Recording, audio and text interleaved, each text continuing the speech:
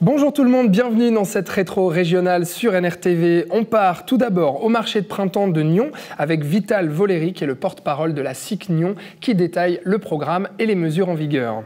Ensuite, passage de témoins et de syndicature en plateau pour Founet avec Lucie Kunz-Harris qui succède à François Deblu. Chiara Montecchio fait quant à elle un bilan d'une année de présidence au conseil communal de Nyon et des dernières votations au micro de Florian Cavalieri. Quel changement pour les dicastères des municipalités du Distri? Michel Jotran, rédacteur en chef du journal La Côte, fait le point avec nous sur les nouvelles répartitions ainsi que sur les bouleversements au sein des syndicatures.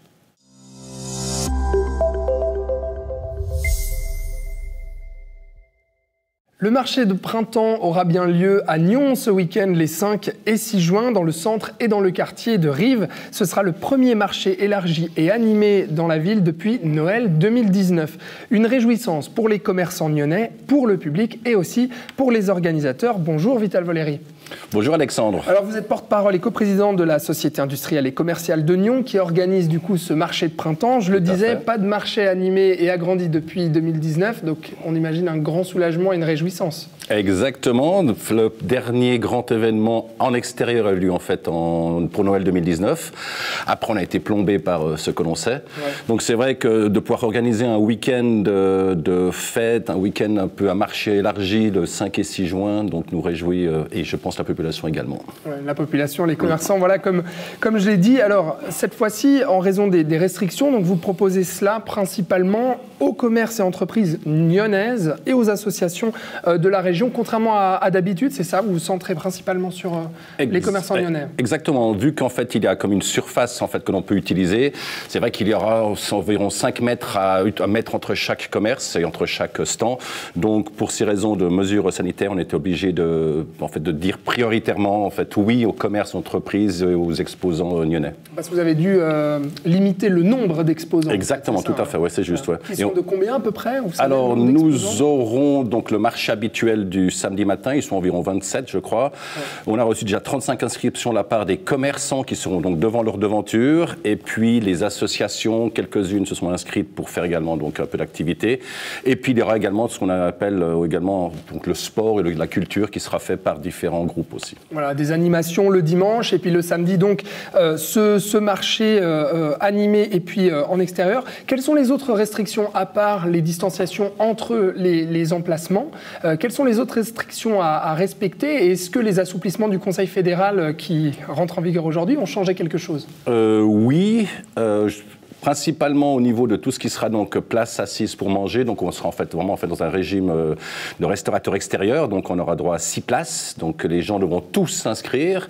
Également nous avons qu'on appelle ça l'obligation d'avoir en fait partout dans le marché le masque, et puis également donc il y aura des gels qui seront placés à différents endroits, donc on va beaucoup investir pour en fait justement assurer que les mesures sanitaires soient prises, et puis après la population maintenant elle réflexe, joue le jeu, donc on est confiant.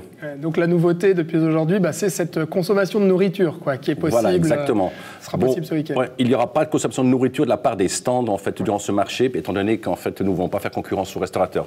Par contre, il y aura 4 bars différents, dont le principal, je vous invite tous à venir, le bar de la SIC, qui sera à la place Saint-Martin. Très bien. Alors avec du vin d'un vigneron de la région. En plus, ça rime, c'est bien.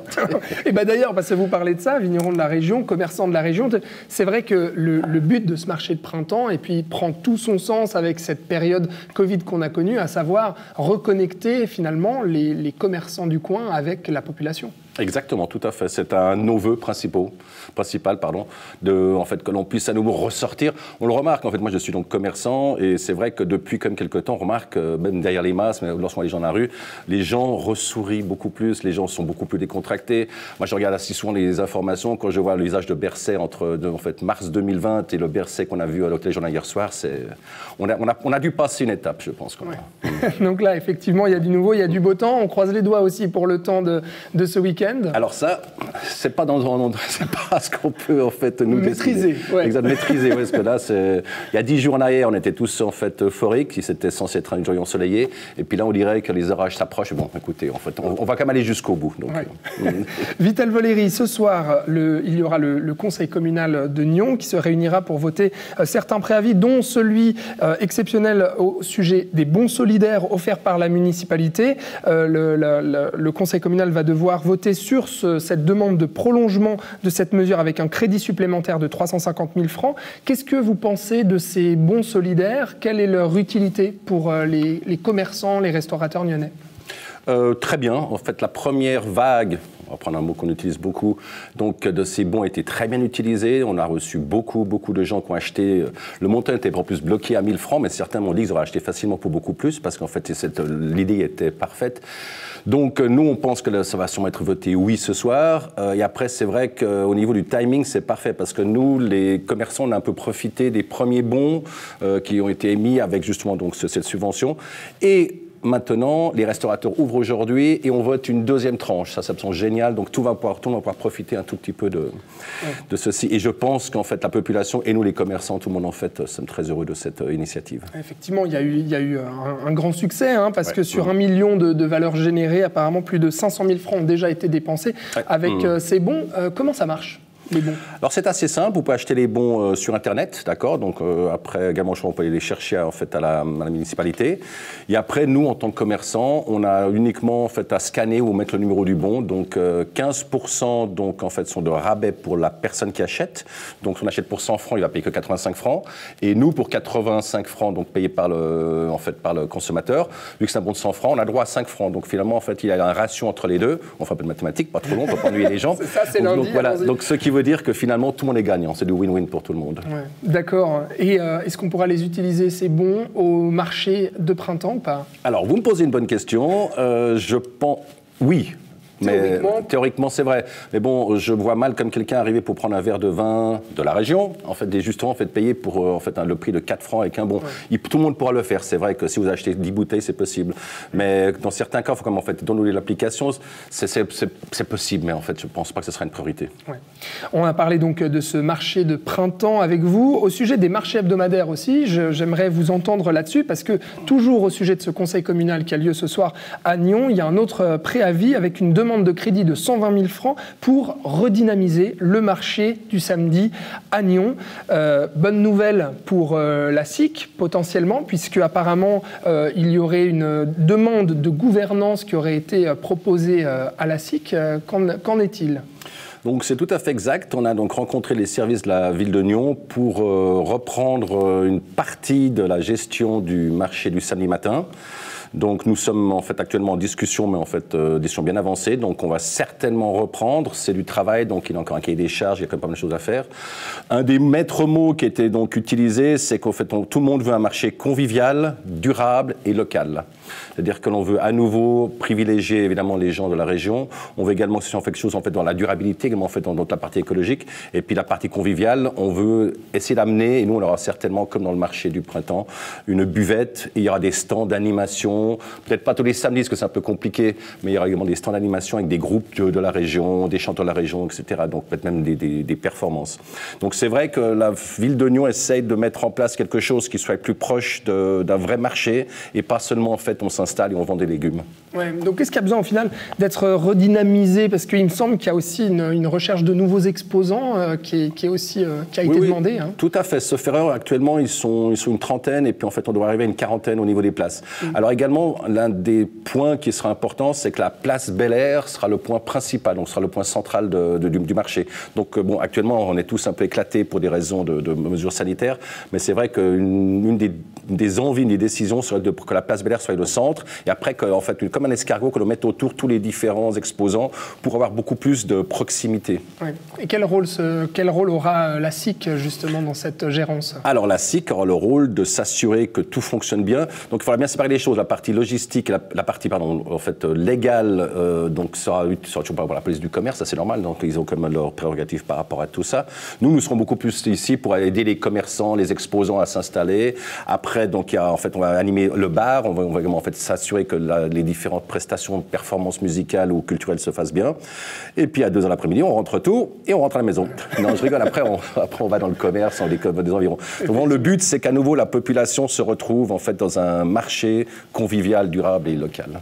Donc, a priori, ce préavis devrait être voté oui, selon vous, ce soir? Je pense que oui, on est comme pas mal en fait, déjà en avance sur la préparation de tout ça. Donc, je pense qu'il y a beaucoup de chances que ce soit positif. D'accord, alors on suivra ces deux préavis dont je viens de parler au Conseil communal de Nyon. Un dernier petit mot sur la SIC qui organise ce 24 juin les jeudis de la SIC. Qu'est-ce que c'est? Alors, ça fait partie des actions que la SIC met en place. Donc, on en a un portefeuille entier, on a en fait un sac plein. Et c'est vrai qu'on a dû attendre un tout petit peu que les mesures sanitaires et en fait qu'on puisse avancer. Et il est vrai que nous allons mettre en place tous les derniers jeudis de chaque mois ce qu'on appelle les jeudis de la SIC. Ça va se passer chez un de nos membres. Et avec ça, justement, il y aura présentation des nouveaux membres, présentation également des gens qui veulent se présenter, un thème thématique sur, ça peut être n'importe quelle chose, comment les contrats de travail, les licenciements actuellement, le Covid, etc. Et puis nous allons mettre ça en place, j'espère, tous les derniers jeudis de chaque mois. Et ça, c'est une des actions parmi tant d'autres. Donc ça, c'est le rendez-vous qui est pris pour le 24 juin. Et puis le rendez-vous des Nyonnaises et des Nyonnais, eh bien, c'est ce week-end, les 5 et 6 juin, pour aller au marché de printemps. Merci beaucoup, Vital Voleri. Merci. Très bonne journée. Alexandre. Merci. À bientôt.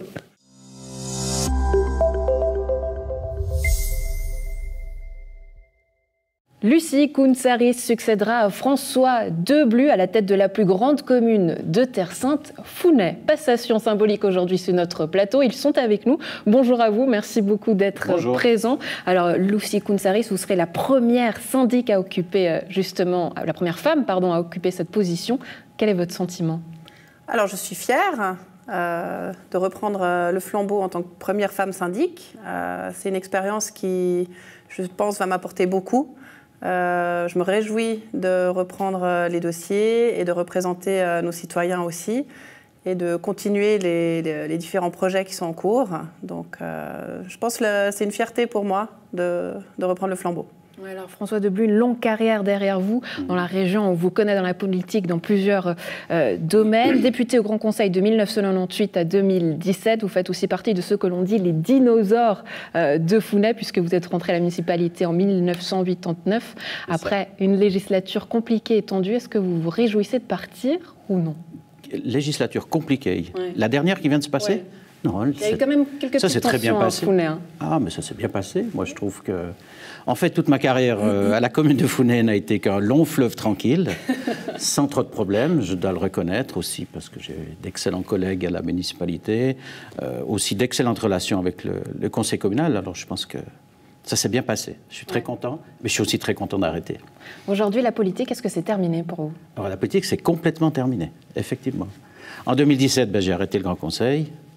Enfin, je ne me suis pas représenté, comme je le fais maintenant pour la municipalité, donc c'est absolument sans aucun regret. Vous savez, après 32 ans, on aspire aussi à peut-être avoir un petit peu de temps libre avec mon épouse, avec... voilà, la famille s'agrandit aussi.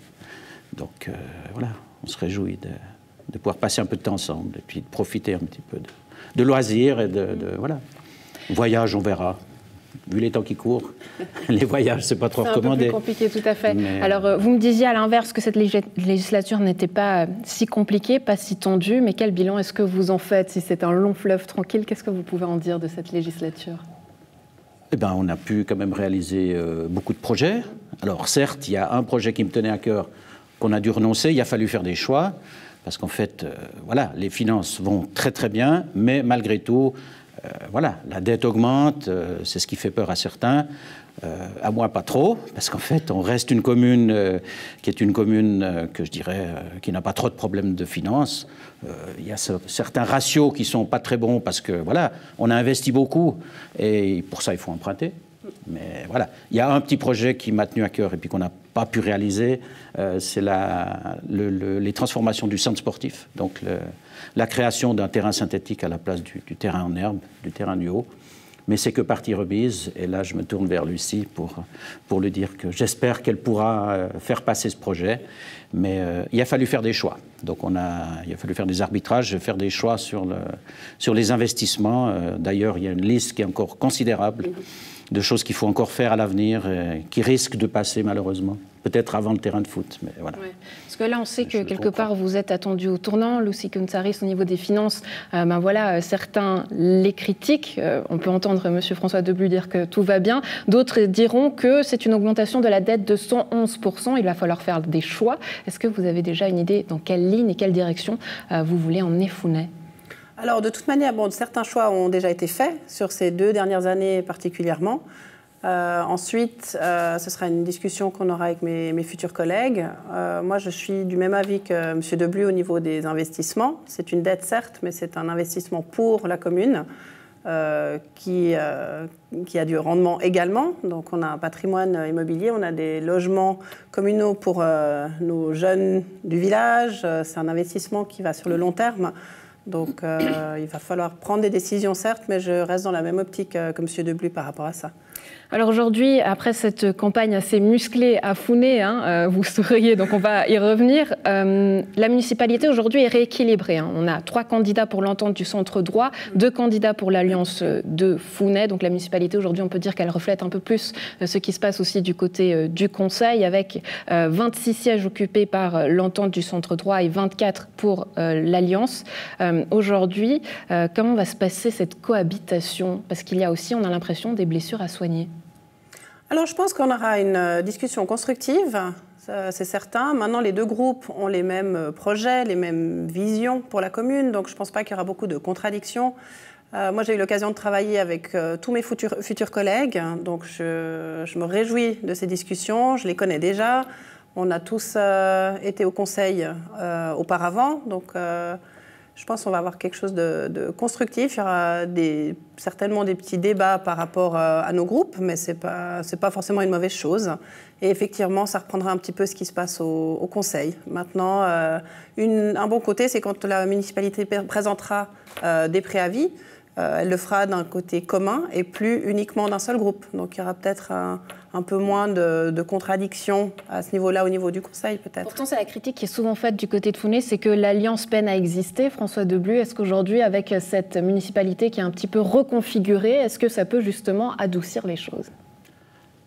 Oui, les choses étaient déjà assez douces. Moi, comme je vous dis, on n'a pas eu beaucoup de problèmes avec l'autre groupe. Alors, certes, disons, du point de vue démocratique, c'est assez logique qu'il y ait des personnes de l'autre groupe. Et comme l'a rappelé Lucie, on tire à la même corde. Et puis je crois que les idées, fondamentalement, on a les mêmes idées pour la commune. Ça fait 2 législatures qu'on présente un programme de législature. Il n'y a eu aucune contestation, ni de notre côté, ni du côté de l'ADF. Il n'y a pas eu de contestation sur le programme de législature. On a toujours présenté un plan d'investissement. Alors on a aussi écouté l'ADF qui avait un petit peu des craintes du côté des finances et du côté de la dette. Donc on a, comme je vous l'ai dit tout à l'heure, on a un petit peu rééquilibré les investissements. On a été un petit peu plus modeste.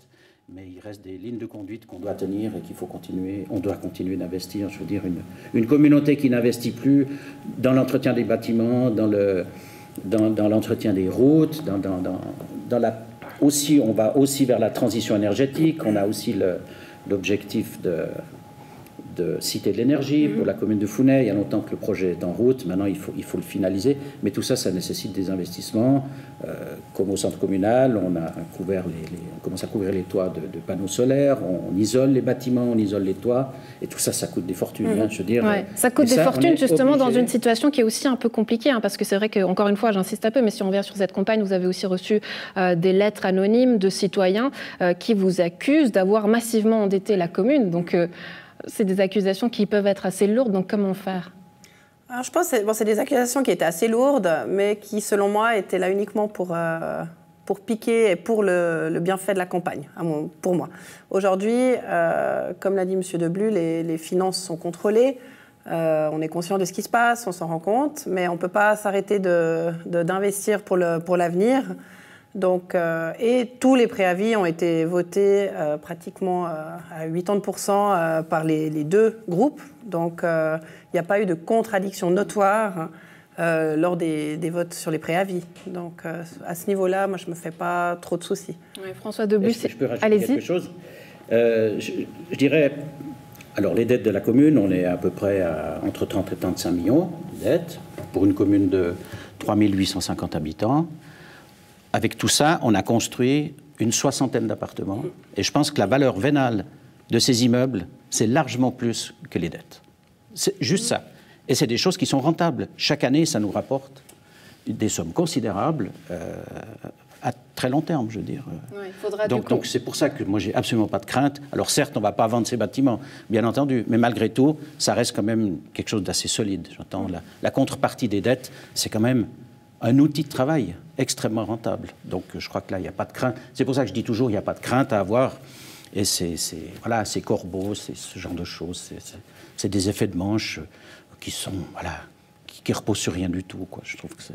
Voilà. Et c'est assez rassurant quand on vous entend, Lucie Kontsaris, puisque vous dites que ça a finalement amené le débat et joué en faveur de cette campagne. En tout cas, ça a permis aux gens de pouvoir se positionner. Si vous deviez donner un conseil, Monsieur François Debluy, à la future syndic, qu'est-ce que vous pouvez lui dire?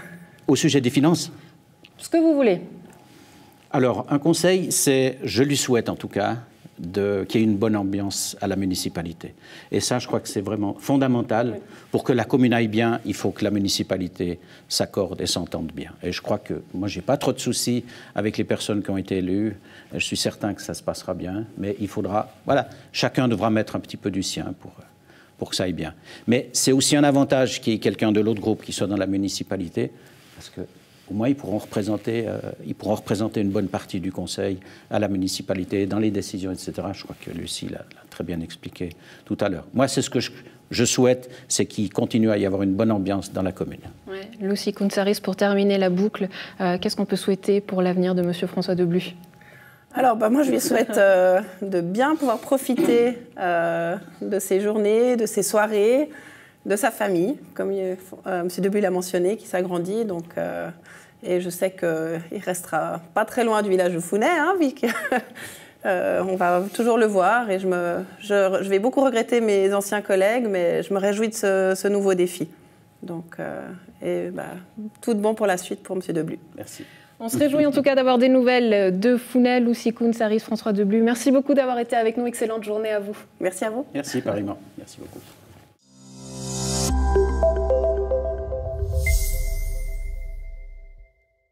Lundi soir, le conseil communal de Nyon était l'avant-dernier pour Chiara Montecchio en tant que présidente. Au micro de Florian Cavalleri, la socialiste revient sur son année au perchoir, marquée bien évidemment par la pandémie, ainsi que sur les projets acceptés par le législatif, notamment les préavis dédiés au commerce local ou au plan d'affectation en clémentie. Oui, alors c'était une grande satisfaction de faire terminer ce sujet, que ça, on va dire, traîné depuis longtemps. On l'a même enlevé au dernier conseil de l'autre jour.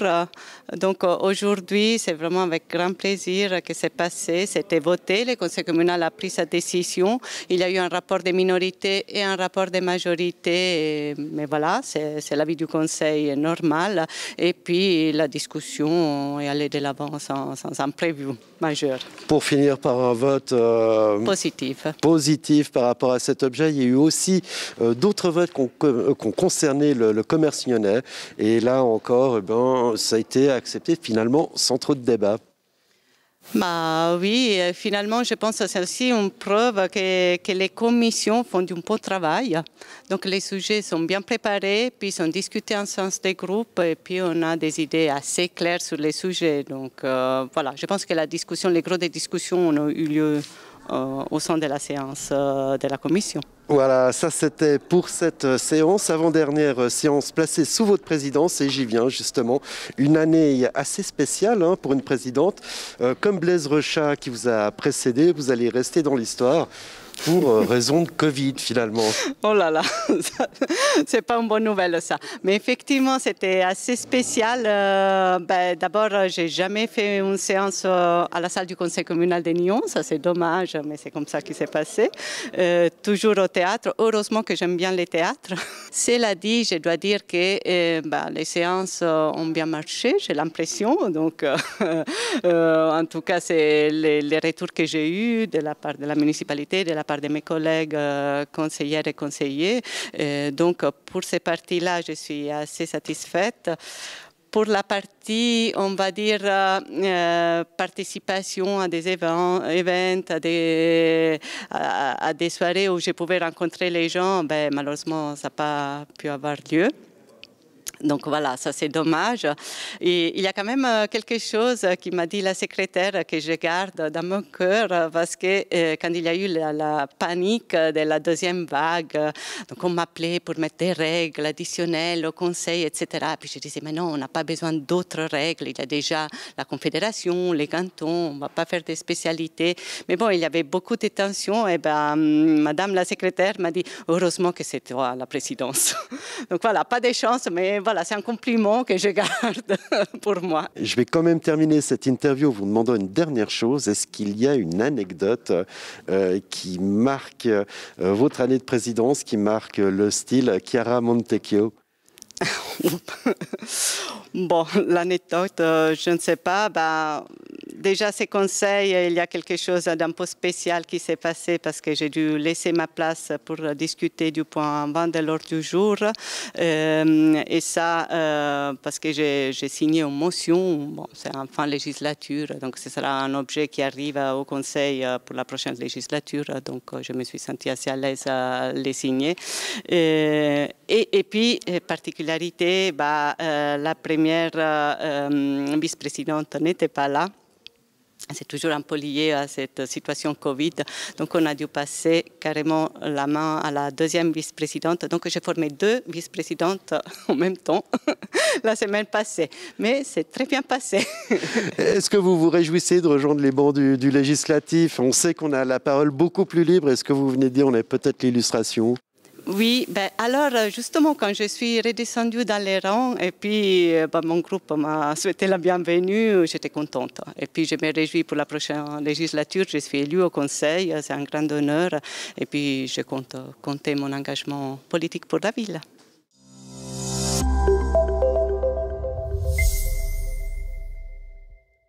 Au sortir des élections communales, les différentes municipalités du district se réorganisent et ont pour la plupart annoncé la nouvelle répartition de leurs dicastères. On fait le point sur les changements majeurs au sein des communes de Nyons, Gland, Prangin et Rolle, ainsi que sur les bouleversements au niveau des syndicatures avec Michel Jotran, rédacteur en chef du quotidien La Côte. Bonjour Michel. Bonjour. Michel, commençons peut-être par les syndicatures. On parle de 26 nouveaux syndics rien que dans le district de Nyons. C'est un énorme bouleversement. Comment on explique en fait ce renouveau et ce changement de syndicature? Alors bon, il y a une part du renouveau naturel avec des gens qui, en fait, entre guillemets, ont fait leur temps, qui estiment qu'il faut laisser la place. Hein, c'est quand même, je pense que c'est la majorité des cas, c'est un renouvellement que je qualifie de naturel. Il y a eu quand même quelques coups d'éclat ou des gens qui n'ont pas été réélus alors qu'ils étaient candidats. Il y a le plus grand coup d'éclat, comme je dis, c'était surtout du côté de Communy, par exemple, où toute la municipalité sortante a été éjectée. Donc mais il y a aussi eu des cas un peu plus tendus, où la chose s'est pas faite de manière tout à fait naturelle, dirons-nous, hein, mais après, c'est quand même au final le choix du peuple. Donc ça, oui, sur 47 communes hein, du district de Nyons, 26, ça fait plus de la moitié, c'est beaucoup. C'est beaucoup. Alors après, c'est du 109. Bon, certains, c'est des syndics qui étaient déjà dans les municipalités, c'est plutôt dans la continuité, mais il y a quelques nouvelles têtes, très nouvelles têtes, qui vont peut-être justement permettre un renouveau. Ouais, vous parlez de Communy, Michel. Il y a aussi, surtout, les coups de théâtre qui sont arrivés proches de nous. Il y a Gland et Levaux, bien sûr. Oui, bien sûr. Alors, faut aussi, on peut aussi citer Beugnin, là, dans une moindre mesure. Enfin, non, il y a le syndic sortant a été déboulonné par une de ses collègues municipales. Ça s'est passé au premier tour assez clairement. Pour Levaux, ça a été déjà beaucoup plus tendu. Il a fallu 2 tours et ça s'est fini à 4 voix près, où effectivement un municipal qui est arrivé en cours de législature a réussi à en guillemets, piqué la place de la syndic sortante. C'était une surprise, en tout cas pour moi, je dois bien l'avouer. Et puis Gland, alors c'est vrai que là, on avait quand même le syndic, était syndic depuis une quinzaine d'années, et Christine Giraud, ça fait 10 ans qu'elle a été municipale, c'est pas non plus une grande surprise. Non, une nouvelle. Ah bah surprise si peut-être, mais non. Enfin, c'était pas une grande surprise parce que Madame Giraud est quand même très populaire. Et puis, elle a une expérience. Elle avait un bilan. Et puis, alors, il y a peut-être l'effet femme, mais je pense surtout qu'elle est très populaire. Et comme toujours, on dit le pouvoir use. Et c'est vrai que les syndics, c'est quand même souvent les têtes de turc. C'est eux qui cristallisent aussi le mécontentement, hein, en général contre les autorités, c'est eux, donc c'est pas facile. Donc finalement, il y a du renouveau naturel dont on parle, il y a certaines surprises, mais est-ce que aussi on sent, est-ce que c'est significatif d'un état d'esprit de la population de la Côte et du district de Nyon ? Alors, j'ai de la peine à dire parce que chaque cas est différent. Ce qui est sûr, c'est que les fonctions de syndic, notamment, sont toujours plus pénibles. Hein. C'est pas facile. Donc, et c'est souvent des têtes de turc. Enfin, il faut avoir le cuir épais pour endosser un mandat, surtout que c'est pas super bien rémunéré. Donc, il faut vraiment avoir la vocation. Donc c'est vrai peut-être que les gens se fatiguent un peu plus de devoir assumer ce genre de désagréments, de se faire alpaguer dans la rue, c'est pas toujours très agréable. Donc il faut vraiment avoir la foi. Ouais. Parlons à présent, Michel, des dicastères, puisque les municipalités ont annoncé donc cette semaine la répartition de leurs dicastères avec bien entendu l'intégration des nouveaux élus au sein des municipalités. Commençons peut-être par Prangin, qui est peut-être la commune où finalement il y aurait le moins de surprises, où les deux candidats entrants, M. Jean Devolf et M. Jean-Marc Bétance, sont justement repris les dicastères de leurs prédécesseurs, c'est ça ? Oui, alors, c'est sûr que, par exemple, M. Bétan avait déjà un petit peu affiché la couleur, enfin, tout en restant absolument ouvert à d'autres propositions que l'auraient pu faire ses collègues, mais lui, il a eu ce qu'il voulait. Après, ça a été aussi... c'est normal que l'administration générale revienne à la nouvelle syndic. Il y a eu très peu de changements. Oui, c'est vraiment... Je sens que ça s'est passé en bonne intelligence et que tout le monde a eu probablement ce qu'il souhaitait, en fait. Ouais. Il y a la nouveauté peut-être à noter à Prangin, c'est M. Igor Diakov qui a repris la sécurité. Voilà. Du coup, qu'est-ce que ça veut dire pour la commune de Prangin et puis peut-être plus largement aussi pour Police Nyon Région ? Alors, je ne sais pas ce que ça veut dire s'il y aura un vrai changement, mais c'est vrai que Mme Durnia-Lévy était à ce poste-là depuis quelques temps. Est-ce qu'elle a souhaité aussi voir d'autres horizons ? C'est bien possible. Et puis, voilà, M. Diakov est, je pense, tout à fait à même de reprendre cette charge. Oui. Passons à Gland. Peu de surprises également. Il y a eu cet effet triangulation, finalement, entre trois municipaux. Christine Giraud, donc, qui est passée syndic et donc, qui a repris l'administration qui était avant le dicaster de Gérald Créteny, qui, lui, a repris la sécurité, qui était le dicaster de Jeannette Weber, qui elle-même a repris les écoles, qui était le dicaster de Christine Giraud. J'espère que vous suivez à la maison. Voilà. Michel, qu'est-ce qu'on peut dire sur les répartitions des dicasters à Gland ? Alors là aussi, logique que Mme Giraud reprenne l'administration générale. Après, en ce moment, le dicaster de la sécurité est assez chaud. Hein. Il y a quand même pas mal d'incivilités. Il y a tout ce problème avec les ASP, là, le personnel, les adjoints de police là, qui ont été licenciés. Le cas n'est pas encore réglé. Le syndicat était déjà un petit peu au front sur cette affaire-là, notamment en termes de communication et de RH. Il y a peut-être une certaine logique à ce qu'ils reprennent ça maintenant qu'il est rentré dans le rang de la municipalité, si j'ose dire. Et puis, voilà, je ne pense pas que Mme Weber doit se plaindre d'avoir pu filer cette patate chaude. Je crois qu'il faut le dire. Et on peut attendre de Gérald Créteny, ancien syndic, justement, qu'il ait une certaine position sur ce dicaster-là. Alors, Alors, depuis le début, notamment de cette affaire, on a senti qu'il y avait quand même un certain malaise, aussi une retenue due à un devoir de réserve qu'avait la municipalité, hein, qui a quand même pas été, qui a été malmené, hein, notamment par les syndicats. Donc là, on est vraiment dans quelque chose d'assez chaud. Et c'est vrai qu'aussi les incivilités durant l'été dernier, ça a quand même, il y a un certain ras-le-bol du côté de la population. Il y a tout de même des plans qui ont été échafaudés pour surtout plutôt de la prévention, mais c'est vrai qu'il arrivera un moment où il faudra peut-être sévir.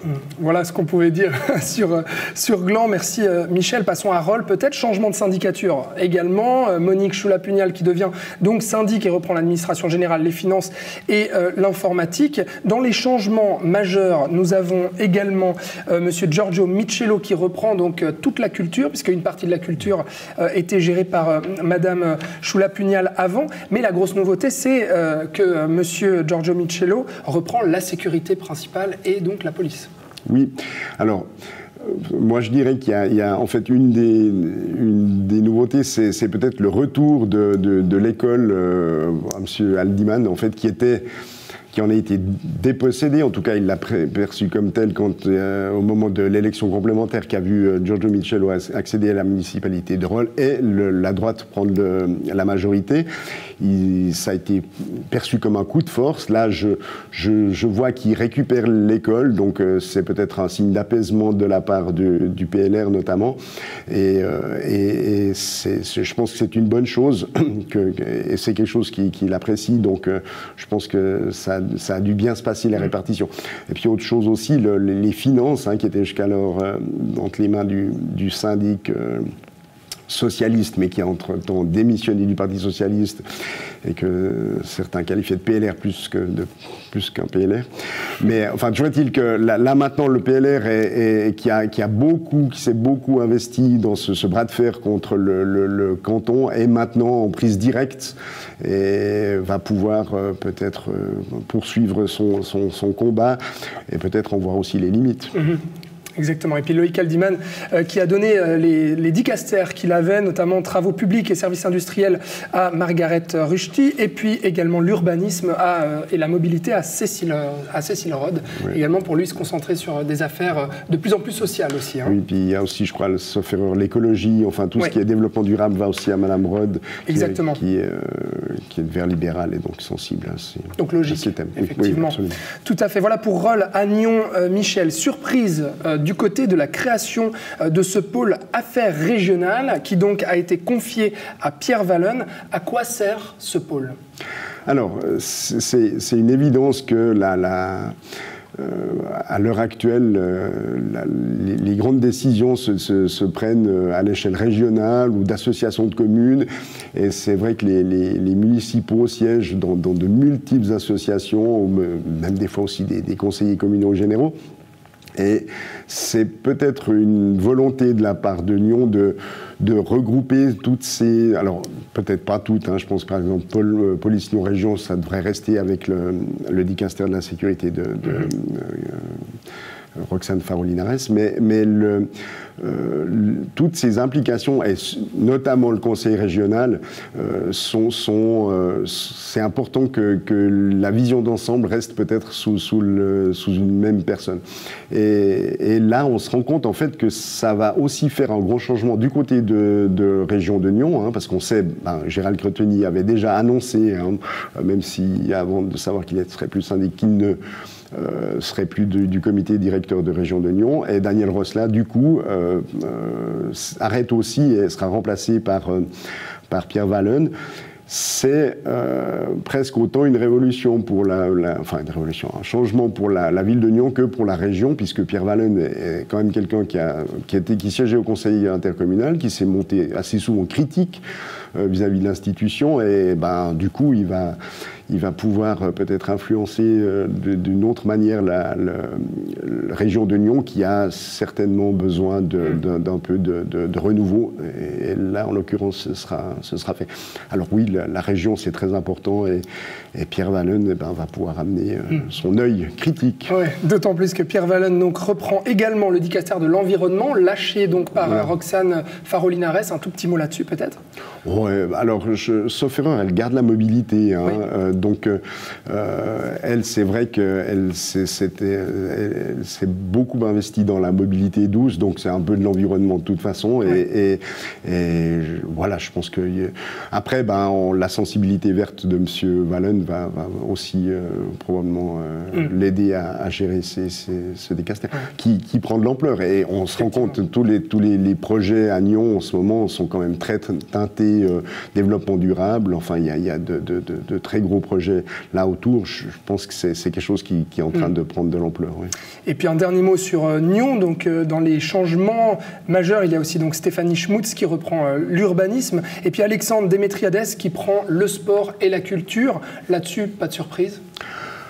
En tout cas, pas pour M. Démétriades, hein, qui est quand même très actif dans les milieux culturels nyonnais. C'est sportif aussi. Voilà, oui, aussi. Donc là, il y a une certaine logique. Après, c'est peut-être une surprise. C'est Stéphanie Schmutz qui se lance dans l'urbanisme. Alors, elle était plutôt dans les affaires sociales et l'école, un peu moins dur que l'urbanisme, mais c'est tous des secteurs qui tournent. Elle a une grande expérience, elle a des choses qui fonctionnent. Je pense que l'urbanisme, c'est un vrai défi pour elle, et je pense que ça peut-être lui booster la motivation. En tout cas, c'est pas simple, du tout. Je suis persuadé qu'elle en a les capacités, et je pense que c'était aussi une bonne chose qu'il y ait un nouveau défi. Là. Voilà ce qu'on pouvait dire donc sur la répartition des dicastères au sein des 4 principales municipalités du district de Nyon. Merci Michel Jotran d'avoir donc analysé un petit peu ces changements de dicastères avec nous, d'avoir été sur le plateau. Et puisque vous êtes sur notre plateau, j'en profite juste pour toucher un petit mot de la fête du terroir qui aura lieu le samedi 19 juin, qui est organisée par le journal La Côte et la ville de Gland, qui aura lieu dans la cour de Grandchamp avec une trentaine de producteurs des districts de Morges et de Nyon. C'est de 9h à 17h. Un tout petit mot sur cette fête du terroir que vous organisez? Déjà, commencer par dire qu'ils sont plus 50 que 30. Ah, plus 50. Pardon. Mais les inscriptions, enfin, ça a beaucoup de succès, hein, les inscriptions. Alors oui, nous, la Côte a décidé de rendre hommage à notre terroir et ceux qui le cultivent et ceux qui en transforment les produits. Pour nous, c'est nous qui sommes des fans de proximité et de liens sociaux entre les habitants de cette région. Le terroir est un ciment, très certainement. On a vu d'ailleurs avec les effets de la pandémie le retour à des circuits plus courts et des choses comme ça. Donc nous, on voulait rendre hommage à tous ces gens qui travaillent et qui font des merveilleux produits. Alors on a déjà toute une série d'articles qui sont en train d'être diffusés là, et qui seront sur les 2 prochaines semaines, notamment sur les jeunes agriculteurs dont c'est pas facile en ce moment de reprendre un domaine, même familial. Il faut avoir aussi la foi. Et puis, et tout ça, donc on a aussi des choses sur les brasseries artisanales, enfin tout ce qui fait le bon goût et les bonnes choses 100% locales. C'est comme nous d'ailleurs. Et puis, tout ça sera en fait couronné par une grande fête du terroir. Alors, ça a été très très délicat de lancer une telle organisation dans les conditions qu'on connaît. Alors, ouais, et on ne sait pas encore exactement tous les détails sanitaires, mais pour le moment, les feux sont ouverts. Voilà, absolument. Oui, et puis je pense qu'on est plutôt on est sur la bonne voie, et donc on aura même 2 concerts live. Hein, ce qui n'était pas tout à fait évident il n'y a pas si longtemps que ça. Et puis, justement, on a envie que les gens puissent découvrir plein de merveilleux produits qui sont tous de la région. Alors ça, c'était vraiment le leitmotiv.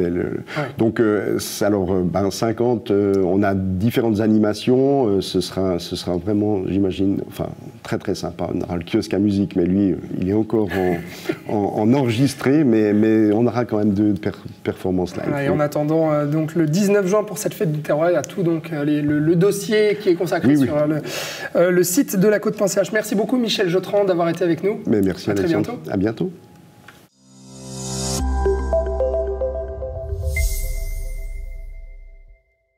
Merci beaucoup d'avoir regardé cette rétro de l'actu du Distri. Je vous souhaite un excellent week-end. Je vous dis à la semaine prochaine pour plus d'actualités.